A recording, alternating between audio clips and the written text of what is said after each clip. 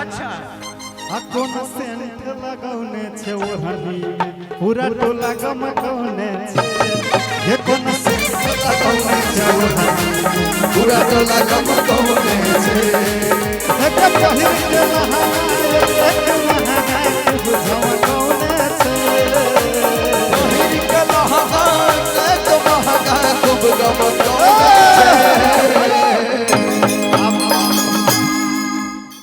तो पब्लिक जे भी चीज बहुत सी लाखों लाख में पब्लिक से क्या बात है के पहिर के लहंगा एतेक महंगा खूब झमकौने छे आ कोन सेंट लगौने छे ओढ़नी गमकौने छे कोन सेंट लगौने छे ओढ़नी पूरा टोला गमकौने छे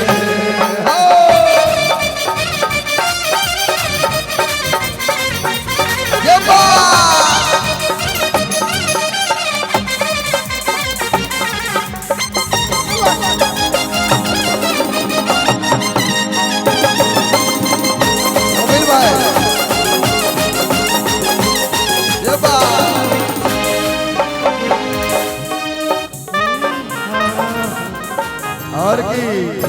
कपिल जी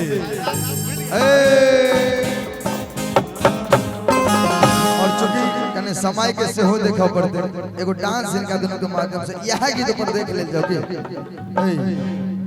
भाई कने गाना प्ले के जाओ YouTube पर सर्च के जाओ टोला गमकौने छे।